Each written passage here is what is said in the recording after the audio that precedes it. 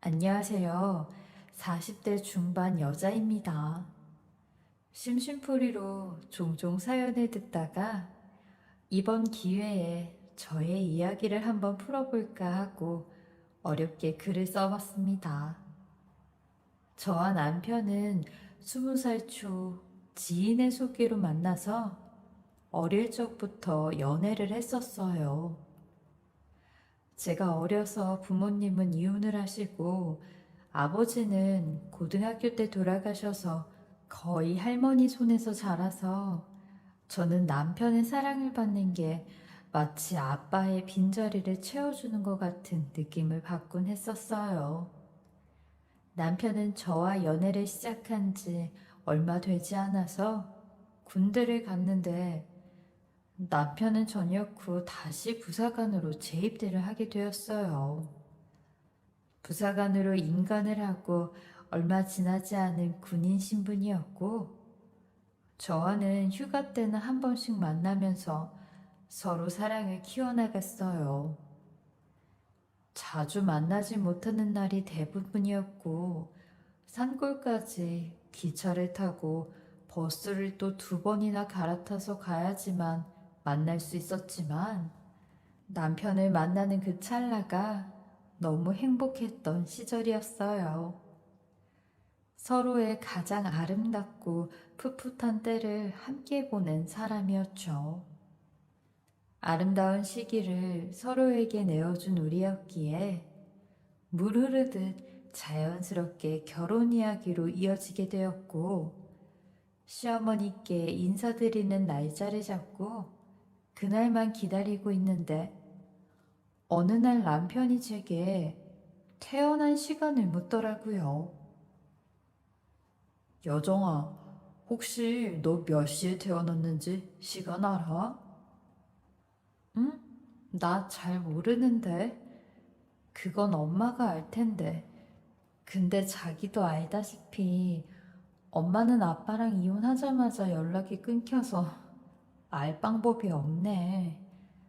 근데 태어난 시간은 왜? 실은 별건 아닌데 엄마가 우리 둘 사주 좀 보시겠다고 해서 재미로 한번 보시고 싶으신 모양인가 봐. 아, 그러셨구나. 근데 자기나 나나 우린 그런 거 잘 안 믿잖아. 지금 우리 둘은 사이 좋은데 괜히 사주나 궁합 같은 거 안 맞다고 하면 찝찝할 것 같아. 그러니까 자기가 어머니한테 잘 말씀드려서 모르겠다고 해봐. 난 좀 그렇네. 그래, 알았어. 네 말대로 우리 둘만 좋으면 됐지. 간혹 어른들 중에 사주나 궁합을 중요하게 생각하시는 분들도 계시기에 저도 그런가 보다 했고, 남편에게 말해 우리 둘 궁합은 안 봤으면 좋겠다고 부탁을 했어요. 그렇게 떨리는 마음으로 시부모님을 처음 뵙게 되었는데, 분명히 사주를 안 보겠다고 했던 시어머니는 제 생년월일로 사주를 보셨는지 대뜸 저희에게 이 결혼은 하면 안 될 것 같다고 하시는 겁니다. 처음 보자마자 이런 말을 하는데 남편도 상당히 당황을 해선 왜 그러시냐고 물었어요. 그러니 저랑 남편의 궁합이 너무 안 좋다는 겁니다. 저는 살면서 궁합의 궁자도 생각해 본 적이 없고 사주 같은 건 더더욱 보지도 않았는데 이런 제게 궁합이 안 좋아 결혼을 반대한다는 게 도무지 이해가 가지 않았어요. 하지만 저도 남편도 서로가 없음 정말 안 되는 상상조차 할 수 없던 삶이었기에 이 결혼은 꼭 하고 싶었어요. 남편도 시어머니의 말에 어처구니가 없다는 듯 엄마, 갑자기 그게 무슨 말이에요? 여정이 앞에서 이런 말을 하시는 이유가 뭐예요? 엄마 그거 다 미신이에요. 내 주변에도 궁합 안 좋다고 했던 부부들 지금 다 잘 살아요. 여정이랑 저랑 20살 초반부터 지금까지 7년을 넘게 연애했는데 궁합이 안 맞았으면 벌써 깨졌겠죠. 내가 가는 점집은 확실한 곳이다. 그리고 그분이 저 아가씨 부모님 둘 다 안 계시는 것도 맞췄다고. 그래도 미신이라고 할래? 엄마 말 들어라. 아가씨. 아가씨도 어쩌면 지금 우리 훈이랑 헤어지는 게 더 나을 수도 있어요. 괜히 안 맞는 결혼했다가 이혼하는 것보단 지금 헤어지는 게 낫지 않겠어요? 서로 맞는 사람을 만나야지. 그게 세상 이치예요, 이치. 시어머니는 이 정도로 반대가 심했지만 남편의 설득과 시아버지의 결혼 허락으로 떨떠름하게 허락을 해주셨어요. 거의 저희가 밀어붙이기식으로 결혼을 진행한 거죠. 비록 시어머니에겐 축하받지 못한 결혼식이었지만 저는 크게 문제가 되지 않을 거라 생각을 했어요. 왜냐면 남편의 근무부대가 시골에 있었기에 남편을 따라가 관사에서 신혼차림을 차리면 시어머니랑도 자주 마주치지 않을 거라 생각을 했거든요.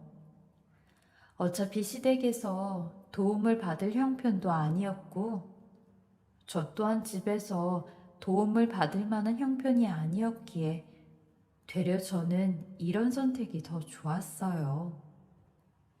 그렇게 남편을 따라 시골에 내려가니 처음에는 조금 힘들긴 했어요. 제가 서울에서 태어나고 자랐기에 일단 아는 사람이 한 명도 없다는 게 힘들더라고요. 모든 문화생활이 단절되어 친구라도 한번 만나려고 하면 편도로 3시간이 걸리는 먼 길을 떠나야 했으니 그 또한 쉽지가 않아 거의 남편만 바라보고 있었죠. 그래도 남편에 대한 사랑 하나로 이곳에 왔기에 후회는 없었어요. 그리고 남편도 제 상황을 잘 알기에 더 신경 써서 잘해주곤 했어요. 하지만 제 결혼 생활의 가장 큰 난관은 시골에서의 삶도 단절된 문화생활도 아닌 바로 처음 겪어보는 시집살이였어요. 결혼 전부터 완강하게 반대를 하셨던 시어머니였기에 안 그래도 어려운 시어머니가 더 어려워진 거죠. 명절이나 가족 행사가 있을 때는 시댁에 갔는데 시어머니의 날카로운 말과 행동에 가슴을 졸일 수밖에 없었어요. 게다가 저희가 워낙 시골에 살고 있다 보니 얼굴을 자주 보지 못한다며 저에게 하루 한 번꼴로 전화를 하셨죠. 전화하시면 하시는 말씀은 언제나 각양각색이었어요. 하루는 전화를 해선 갑자기 임신을 하라고 하더라고요. 너희 둘 사이는 애가 있어야 기가 중화가 된댄다. 그니까 빨리 애를 먼저 가져. 너 이혼하고 싶진 않지? 그치? 어, 어머니, 저희 아직 결혼한 지 1년도 안 됐는데 신혼 조금만 더 즐기고 임신하면 안 될까요? 제 나이도 아직 어리고요. 훈이 씨도 지금은 이르다고 해서요. 이것 봐, 이것 봐. 이러니 니네 둘이 궁합이 안 맞는 거다. 벌써부터 이런 트러블이 생기는데 이제 곧 이혼하게 생겼네. 이혼하게 생겼어. 너 분명히 잘 살 자신 있다고 했지? 근데 네 말대로 결혼한 지 1년도 안 됐는데 이래? 말도 안 되는 억하심정으로 이야기를 하시는데 저는 매번 그냥 네 하고 말 뿐이었어요. 그러던 어느 날 남편이 훈련 중에 손목을 다치는 일이 있었는데 시어머니가 그 사실을 알곤 또 제 탓을 하기 시작하더라고요. 내가 너희들 결혼 말렸던 이유가 다 이런 거야. 네가 우리 집안의 길을 꺾어버리는 사주라더라. 둘이 앞으로 잘 풀리려면 네가 잘해야 해. 내가 그래서 빨리 애 먼저 가지라고 하는 거 아니야. 그리고 매사 조심조심하고 조신하게 남편 떠받들고 모시라고 하는 거고. 어머님, 그렇게 말씀하시면 저 너무 억울해요. 남편 다친 게 어떻게 제 탓이에요. 제가 다치라고 한 것도 아니고요. 이런 말 하는 시애미가 모질게 느껴질 수 있겠지만 내가 괜히 이런 소리 하는 게 아니라 다 니들 잘 되라고, 다 잘 되라고 하는 소리야. 그분한테 궁합 맞춰본 다른 집 부부도 결국엔 고생만 하다가 이혼한 거 보고 내가 이러는 거다. 애미 된 마음으로 벌써 이렇게 힘든 일이 시작되나 싶어서 걱정인 거라고. 잘한다 하기도 모자랄 판에. 으휴. 이런 걸로도 사주 탓을 하시는데 시어머니한테 섭섭하고 서러운 마음이 들더라고요. 제 친구들은 시어머니 흉볼 때 친정 엄마라도 있지. 저는 그런 친정 엄마도 없었으니 내 편은 아무도 없단 생각이 들었어요. 게다가 아이는 부부끼리 상의를 해서 준비를 하는 거지. 무슨 말만 하면 임신부터 하라는 시어머니가 솔직히 불편했어요.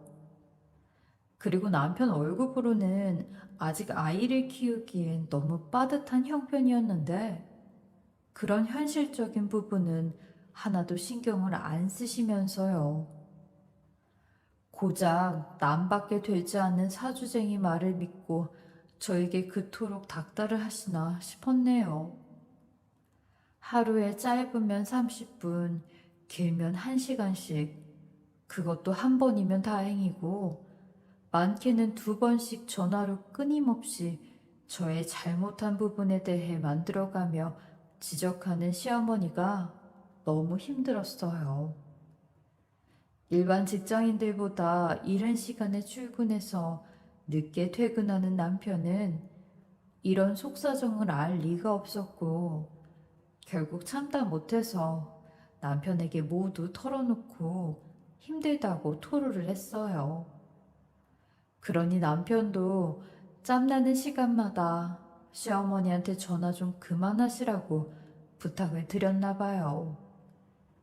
그랬더니 그 말에 시어머니는 또 득달같이 전화를 해서 네가 나에 대해 뭘 어떻게 말을 했길래 싫은 소리 한 번을 안 하는 애가 나한테 그런 말을 하게 만든 거냐고 달려드는데 머리가 어질어질 하더라고요. 시어머니의 간섭이 점점 심해질수록 저는 돌파구가 필요했고 어느 정도 이곳에서의 삶이 익숙해지니 일을 하고 싶다는 생각이 들었어요.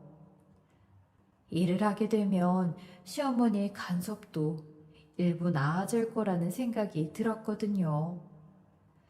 하지만 시골에서 고졸의 학력으로 일을 구하는 것은 쉽지 않았어요. 그러다 정말 운이 좋게 작은 회사에서 저를 좋게 봐주었고 취업을 하게 되었어요.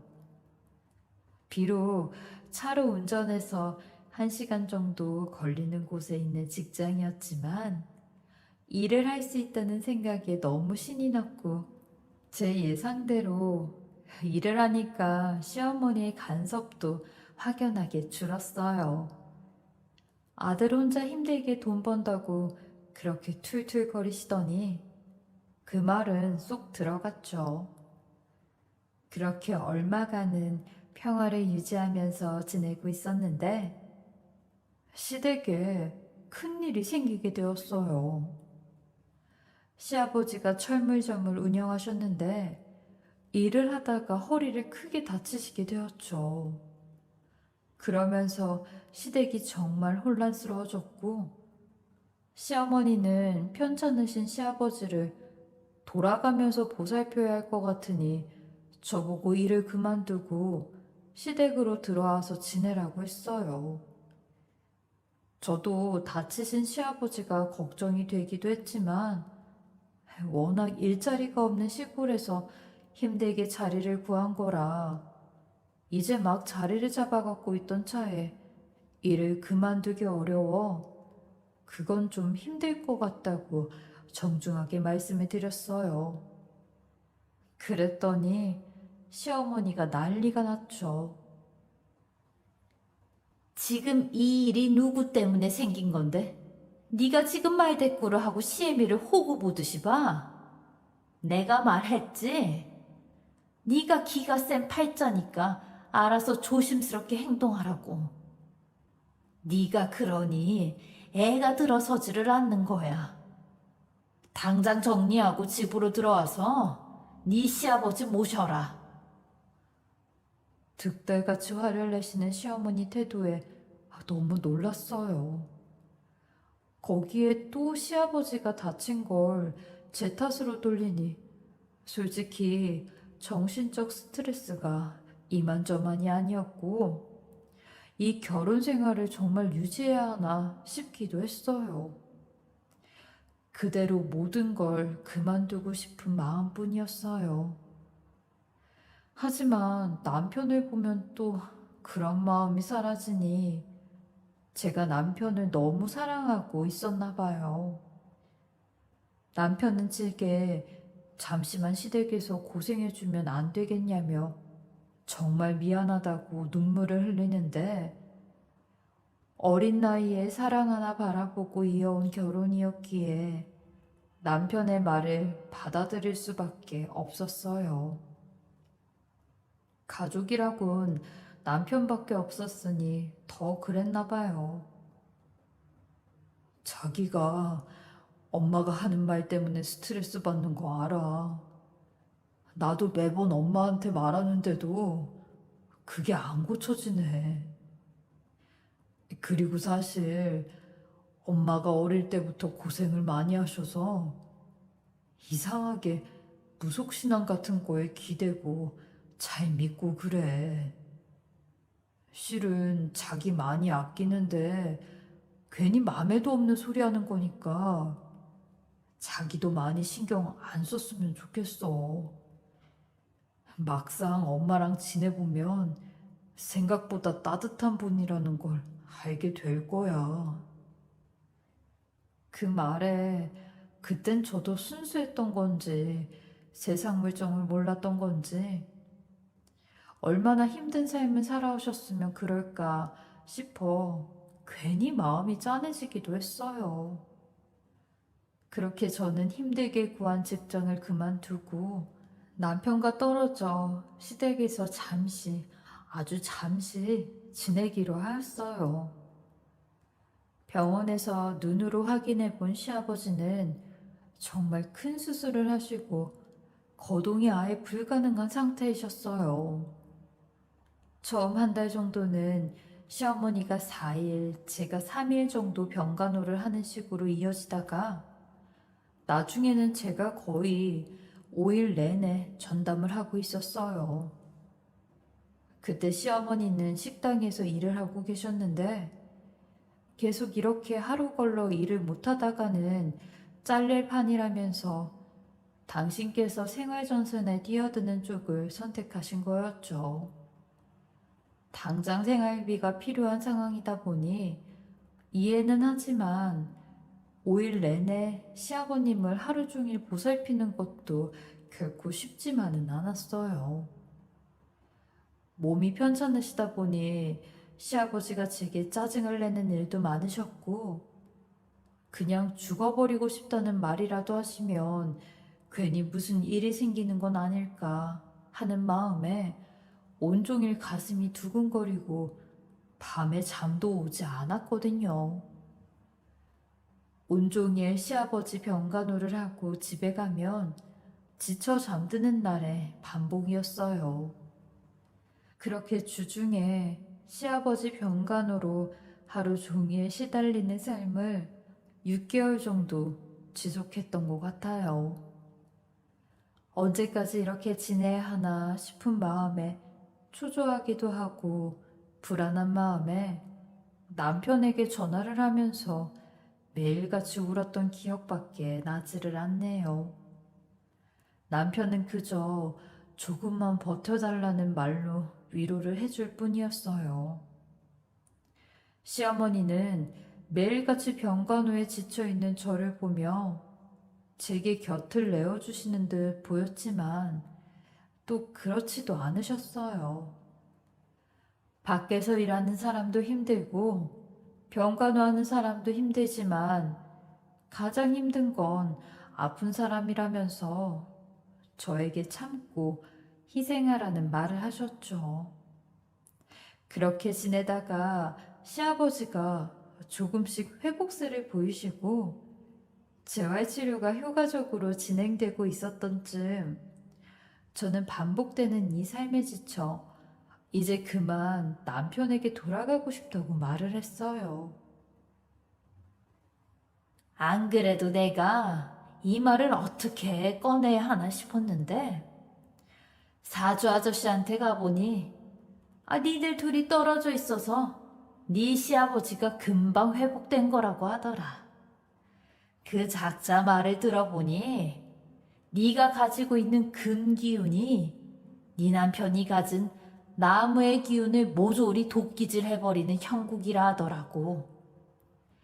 애초에 붙어 있으면 안 되는 사주팔자여서 이 사달이 난 거였다는데 떨어지니까 점점 이전의 기운을 되찾는 거라고 하는데 그래서 하는 말이다. 니네 서로 더 힘들지 말고 둘이 이쯤에서 갈라서는 게 맞는 것 같다. 애가 자꾸 들어서지 않는 것도 다 기운이 맞질 않아서 그러는 거야. 운명이라는 게 정해져 있는 거라 누가 힘으로 바꾸려고 해도 바꿀 수가 없는 거라고. 그러니까 헤어져 그냥. 네? 어머님, 그게 무슨 말씀이에요? 아니, 병수발하라고 해서 어머님이 시키는 대로 다 했는데 갑자기 이혼을 하라니요? 그리고 그런 사주팔자 같은 건 재미로 보는 거지 이렇게까지 깊게 생각하면서 사는 게 어디 있어요. 솔직히 요즘 세상에 이런 무속신앙으로 자기 앞날을 점치는 사람이 어디 있어요? 너 꼭 말대답을 따박거리면서 하는 걸 보면 잘못된 게 분명하다 분명해. 아무튼 서로 마음 아픈 건 잠깐이니까 이쯤에서 정리하는 걸로 해. 이혼해라. 저는 너무 황당하기 짝이 없었어요. 일을 그만두래서 그만두고 병수발을 하래서 병수발을 했어요.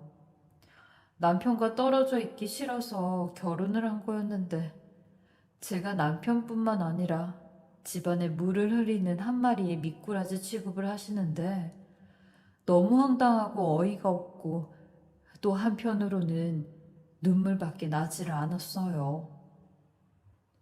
근데 문제는 남편에게 이 이야기로 전화를 걸었더니 남편의 말도 너무 어이가 없더군요. 근데 엄마가 이렇게까지 하시는 걸 보면 우리 이쯤에서 그만둬야 하는 게 아닐까 생각이 들어. 우리가 정말 너무 사랑해서 결혼까지 한 건 맞지만 당신 없는 동안 곰곰이 생각을 해보니까 한될 운명이었던 게 아닐까 싶어. 당신 그동안 병수발 드느라 고생 많이 한 거 알아. 근데 당신을 위해서라도, 우리를 위해서라도 여기까지 하자. 남편은 이 상황을 함께 해결하려는 생각은 없고 어머니의 말에 현혹이 되어서 이혼을 하고 싶다는 거예요. 내가 그동안 사랑했던 그 사람의 의지는 고작 이것밖에 되지 않는구나 하는 생각에 정말 배신감이 밀려왔었죠. 그래서 시모랑 남편에게 할 말은 해야겠다 생각해 그 둘을 다 불러놓고 깽판을 쳤어요. 근데 시모와 남편이 하는 말을 듣고 신기하리만큼 정내미가 뚝 떨어지더라고요. 내 사주가 더러워서 헤어지는 게 아니라 당신네들이 제정신이 아니어서 헤어지는 거야. 그동안 사람 부려먹기나 하고 이러고도 내가 그냥 이혼해 줄 것 같아? 예, 네가 이혼 안 해줄 거면 어쩔 건데. 그리고 솔직히 네 말대로 너 부려먹을 거 다 부려먹고 이젠 쓸모 없어져서 이혼하라는 거다 왜? 빈몸뚱이로 시집 왔으면 종 노릇하는 거지? 지금 뭘 잘했다고 큰 소리야? 남편도 이런 말을 하는 시모를 그냥 바라만 보고 있는데 더는 이 삶을 지속하고 싶지 않았고 그렇게 시댁에서 쫓겨나듯 합의 이혼을 했어요. 소송을 하고 싶었지만 소송을 한다고 해도 돈이 있어야 할 것 같더라고요. 소송을 포기를 하고 이혼을 한 후 저는 완전히 폐인처럼 지냈어요. 남편에게 배신당했다는 생각과 제가 이런 대우밖에 받을 수 없는 사람이라는 좌절감이 저를 너무 괴롭게 했어요. 모든 게 다 망해버렸고 늦어버렸다는 생각이 들었고 삶을 포기하고 싶다는 생각밖엔 들지 않더라고요. 그러던 찰나 라디오에서 저와 정말 비슷한 사람의 사연이 흘러나오는데 그 사연을 들으니 나도 이렇게는 살면 안 되겠다는 생각이 번뜩 들더라고요. 그 사연 속의 사람도 이혼을 하고 본인의 내공을 길러 성공한 인생으로 다시 태어났다는데 그 얘기에 저도 다시 시작을 해봐야겠다 생각을 했고 일단은 뭔가를 하려면 막연하게 대학에 들어가야겠더라고요. 지금이라도 제대로 배워 늦더라도 시작을 해봐야겠다 생각을 했죠. 그 당시 제 나이가 29살이었지만 지금이라도 대학교 졸업장을 따면 나중에 뭐라도 할 수 있다는 마음으로 공부를 시작했어요. 형편이 넉넉하지 못해서 누군가에게 도움을 받을 수는 없었기에 낮에는 작은 회사에서 격리 일을 하면서 밤에는 야간 대학을 다니며 열심히 공부를 했어요. 저 시절엔 정말 기를 쓰고 살았던 것 같아요. 정신없이 바쁘게 지내다 보니 이혼을 했다는 좌절감에서 금방 빠져나올 수 있었어요. 남들처럼 평범하게 대학교에서 친구들을 만나서 만난 것도 먹으러 다니고 하니 시간이 훌쩍 지나가 버리더군요. 하루하루 허투루 보내지 않고 매일같이 공부하고 일하고 열심히 지내다 보니 어느덧 3년의 시간이 흘렀어요.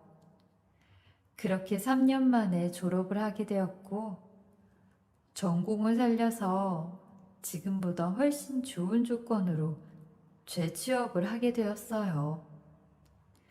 좋은 조건의 직장으로 다시 들어가고 보니 그때부터는 인생이 재밌어지더라고요. 퇴근 후에는 제가 배우고 싶었던 운동도 배우면서 인생의 또 다른 재미에 푹 빠져서 지내고 있었죠. 그러다 주말마다 나가는 독서 모임에서 저를 좋아하는 3살 연상의 남자가 있었는데 저는 한 번의 아픔을 겪었던 사람이었기에 다시 누군가를 만난다는 게 망설여졌고 연애를 하고 싶지도 않았어요. 그래서 피하기만 하는 것보다 그냥 사실대로 제 얘기를 하자 싶어 그 사람에게 솔직하게 털어놓았는데 그 사람은 되려 그게 뭐가 되수냐고 아무렇지 않게 저를 대하더라고요. 그런 그의 모습에 다시 한번 용기를 내게 되었어요. 이 남자의 집안은 30년 이상 아버지가 회사 경영을 했다는데 아무래도 여유가 있다 보니 특유의 사랑받고 자란 사람의 티가 나더라고요. 그렇게 이 사람과는 3년 가까이 좋은 만남을 가지며 연애를 했는데 이 사람의 어머니가 먼저 결혼은 언제 할 거냐고 물어봤다고 하더라고요. 이 사람의 어머니 또한 제 과거를 알고 있었는데 결혼이라면 치를 떨고 싫어하던 제게 한번 만나자고 하여 좋은 말씀을 해주시더라고요. 알고 보니 이 사람의 어머니 또한 과거에 파혼의 경험이 있다면서 이혼과는 다르지만 제 심정을 잘 안다고 하였어요. 어머니도 결혼할 남자의 엄마가 정신적으로 힘들게 하는 바람에 파혼을 하게 되었다는데 그 후 지금의 남편인 이 사람의 아버지가 나타나 그 상처를 다 치유해 주었다고 하더라고요. 그러면서 누구나 아픈 상처 하나쯤은 다 있다고. 근데 이 상처를 다른 누군가한테 치유받는 것도 괜찮다며 사는 거 다 똑같다고 제 손을 꼭 잡아주시는데 정말 깨어있는 분이었고 이전 시모와는 차원이 다른 따뜻한 분이었어요.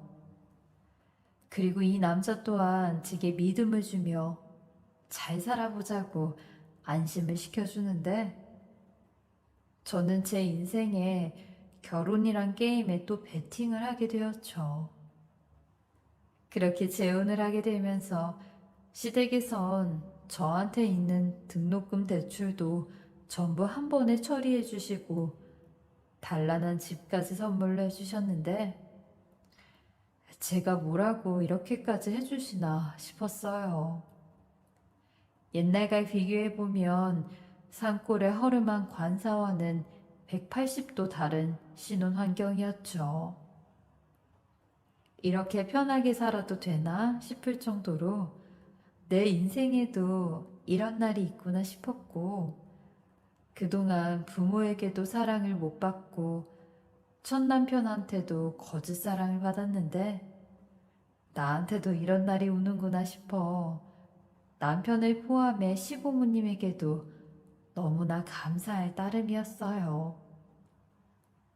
인생 길게 살아봐야 한다는 생각마저 했네요. 남들보다 편하게 시작을 하게 된 제 결혼 생활은 행복하고 가슴 벅찬 나날이었어요. 마음이 편하니 결혼하고 얼마 지나지 않아서 예쁜 아이도 생기게 되었죠. 가끔은 이렇게 벅찬 행복에 눈물이 날 것 같은 순간도 있었어요. 그렇게 첫 아이가 태어난 후 아이를 키우는 재미에 푹 빠져서 지내고 있었어요.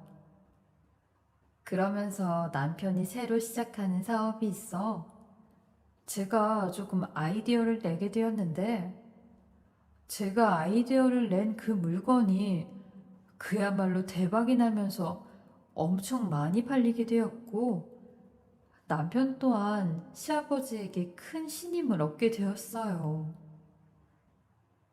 다 당신 때문이야.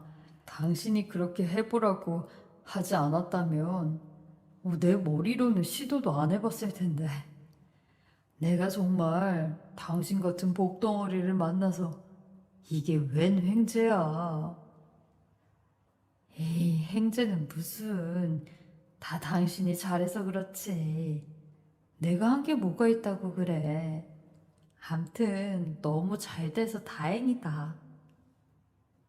당신이 큰 목을 했다고 아버지한테도 말씀드리니까 엄청 좋아하시더라. 어머니는 말할 것도 없고. 남편 덕분에 저 또한 위상이 올라가는 좋은 날들이 지속되던 어느 날, 이 평화를 깨는 일이 생겼는데, 그날은 시아버지의 생신이어서 오랜만에 남편과 함께 시댁에 가서 저녁을 먹으러 가는 날이었어요. 시댁에는 항상 집안일을 해주시는 아주머니가 따로 있으셨는데, 며칠 전 시어머니 얘기 들었는데, 오랫동안 일을 하신 분이 집안에 일이 생겨 그만두시고 새로운 분을 뽑았다고 한 게 기억이 나더라고요. 그래서 주방 뒤편 발코니에서 일을 하고 계실 아주머니에게 인사를 드리러 갔어요. 그런데 그분을 본 순간 어딘지 익숙한 뒷모습의 여자가 보이더라고요. 제가 그 여자를 부르니 이내 뒤를 돌아보는데 저는 순간 너무 놀라서 그대로 몸이 굳었고 그 여자 또한 저를 보자마자 짧은 비명과 함께 그 자리에서 주저앉아 버리는데 그 여자는 바로 제 이전 시모였어요. 어떻게 이런 우연이, 아니 이런 악연이 있는지 너무 놀랍고 기가 막힐 따름이었어요. 그 여자는 이전보다 훨씬 더 얼굴이 상해 있었고 훨씬 더 나이가 든 행색을 하고 있었는데 성격대로 늙었구나 싶더라고요. 아니, 아니 너 네가 여기 왜 있는 거야? 그러는 아주머니는 우리 시댁에서 뭐 하시는 거예요? 뭐? 시댁? 여기가 네 시댁이라고? 아니 너 그럼 재혼을 했다는 거냐? 네가 어떻게 이런 부잣집에? 예희 엄마야, 발코니에서 뭐 하고 있어? 아주머니한테 인사 다 드렸으면 얼른 와. 너 좋아하는 갈비 식겠다. 시어머니가 저를 부르며 발코니 쪽으로 다가왔고 이전 시모는 얼굴이 새빨개지며 어버버 하고 있는데 저는 그런 이전 시모 앞에서 아주 당당하게 얘기를 했어요. 어머니, 이번에 새로 오신 아주머니요. 이분 저랑 아주 잘하는 사이예요. 그래서 인사 좀 나누고 있었어요. 어머, 아주머니, 저희 며느리랑 어떻게 아는 사이세요? 아, 저 사모님, 저는 이분을 처음 봤는데 이분이 자꾸 저를 안다고 하시네요. 저 작은 사모님, 저는 작은 사모님을 잘 모르는데 죄송합니다. 제가 기억이 안 나네요. 제가 기억이 안 난다고요? 어떻게 예전 며느리를 기억을 못 하세요? 벌써 치매신가? 아까까지만 해도 네가 여기서 뭐 하고 있냐고 하셨잖아요. 저랑 아는 사이라 그러면 저희 시댁에서 잘릴까봐 거짓말 하시는 거예요? 뭐? 아이, 이분이 그럼 아니 그 이전 시어머니란 말이야? 그렇게 못 살게 굴고 이혼까지 시켰다는 그 사람이라고? 네, 맞아요, 어머님. 저분이 그 사람이에요. 인성 자체가 글러먹고 사람 괴롭히고 이간질 시키고 아주 나쁜 성격은 다 갖추고 있는 사람이에요. 저분 저희 집에서 일하시면 안 될 것 같아요, 어머님. 제가 이런 말을 하자 이전 시모도 이미 끝났다 생각을 했는지 이판사판으로 눈에 불을 켜며 본인 성격이 금방 또 나오더라고요. 우리 집은 그렇게 말아먹고 지금 네가 여기서 떵떵거리면서 살아? 어떻게 네가 이러고 사냐고. 아이고, 이 집에서 내까지 나왔나 보네. 그 애 당장 데려와라. 그 애만 있었어도 우리 집이 이렇게 되지는 않았을 거야. 그러더니 갑자기 저희 애를 향해 막 돌진을 하는데 그 미친 여자를 보고 저희 가족들은 다들 놀라 아이를 품에 안았고 저는 그 여자를 말리며 지금 뭐 하는 거냐고 소리를 쳤어요. 그리고 남편에게 당장 신고를 하라고 했죠. 내가 뭘 했다고 신고야? 네가 나한테 이따위로 하고도 잘 살 수 있을 것 같아? 내가 너 끝까지 저주할 거야. 그래, 저주해요. 난 당신이 날 저주할수록 더 강해지고 더 잘 살 테니까. 경찰 오기 전에 당장 안 나가요? 네 품에서 네 애 뺏기 전에 안 나갈 거야. 이 여자는 제 팔을 막 잡아당기더니 저와 제 아이를 있는 대로 밀쳐댔고 남편은 곧바로 그 여자를 제압하고 시부모님은 경찰을 급하게 불렀어요. 그런데도 자기 혼자 발악을 하며 시댁에 있는 기물까지 파손을 하는데 진짜 미친 사람 같더라고요. 아마 제가 잘 사는 모습을 보니 더 저러는 것 같았는데 저럴수록 저는 도망치지 않고 내 아이와 내 가정을 지키기 위해 더 크게 소리를 치면서 맞섰어요. 결국 몇 분 뒤 경찰이 출동해 그 여잔 잡혀갔어요. 시아버님의 생신이었던 그날은 정말 집안 온통이 초토화가 되었죠. 저는 시부모님과 남편에게 몇 번이나 죄송하다고 말씀을 드렸어요. 그러니 다 이해를 하신다고 하더라고요. 그리고 남편과 함께 그 여자가 조사받는 경찰서에 가게 되었는데, 그러면서 그곳에서 전 남편과 이전 시댁 사람들이 어떻게 지내는지 이야기를 듣게 되었어요. 저와 이혼을 한 이후 전 남편은 훈련 중에 큰 부상을 입어서 몇 년간 다리에 큰 수술을 여러 차례 하게 되었고, 시간이 꽤나 많이 지난 지금까지 다리를 절면서 지낸다고 하더라고요. 전 남편은 현실을 비관하고 스스로 세상을 등지려고 몇 번이나 시도를 했고, 그 모습에 이전 신부는 점쟁이에게 의지를 하게 되었고, 점쟁이 말에 홀려서 굿으로 재산의 일부분을 거의 다 써버렸다고 하더라고요. 또 회복세를 차리고 있던 이전 시부는 본인 아들의 부상에 충격을 받고 다 자기 때문이라면서 술에만 빠져 지낸다고 하고요. 그래서 이전 시모 본인이 정신적으로 온전치가 않다며 선처를 해달라고 손이 발이 들게 비는데 저희 집 식구들은 선처는 하지 않았고 다신 우리 근처에 나타나지도 말라고 하며 그 자리를 떴어요.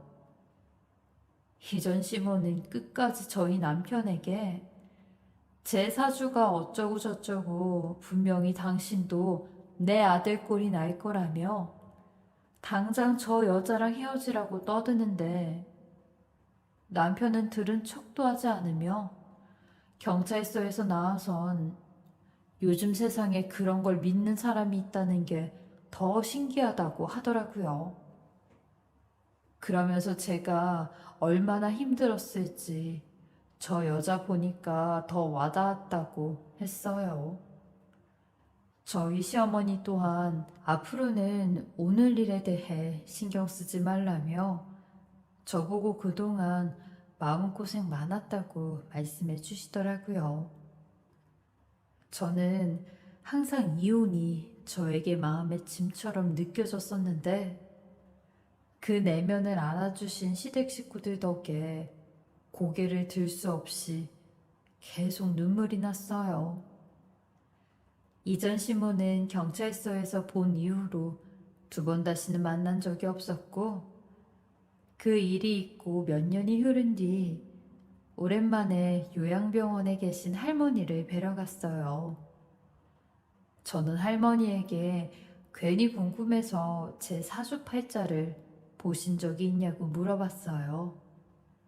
그랬더니 할머니가 그딴 걸 뭐하러 보냐며 제 사주는 호적상의 사주일 뿐이고 저 태어난 날짜랑 시간은 다르다고. 그때 저희 아빠가 실수로 일자를 잘못 적는 바람에 호적상 사주만 그렇고 태어난 날은 한 달 정도 빠르다고 하셨어요. 어차피 맞지도 않는 것을 봐서 뭐 하냐고요.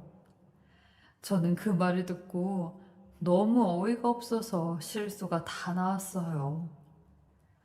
그동안 이전 시댁에서는 도대체 뭘 보고 뭘 믿고 저 때문에 집이 망해간다느니 악재가 끊이지를 않는다느니 하는 소리를 한 건지 무엇을 위해서 그리고 어디에 그토록이나 돈을 써가면서 스스로를 구렁텅이로 빠뜨렸던 건지 참 한심스러웠어요. 벌써 오래전 일이지만 저는 그 사이에 둘째 아이도 출산하고 남편 사업도 꾸준히 잘 돼 저희 네 가족은 부족한 거 없이 잘 살고 있어요. 20대 어리다면 어린 나이부터 너무 힘든 일을 많이 겪었던지라 지금은 어떤 일이 있어도 무너지지 않는 강한 어른이 되어 있어요. 사주팔자고 운명이고 간에 모든 일은 스스로 마음먹고 개척하기 나름이라고 생각해요. 여러분들도 제 이야기 듣고 조금이나마 마음의 위로가 되셨으면 좋겠고요. 늘 건강하시고 행복하시길 바랍니다. 지금까지 커피앤톡이었습니다. 오늘도 끝까지 함께 해주셔서 감사하고요.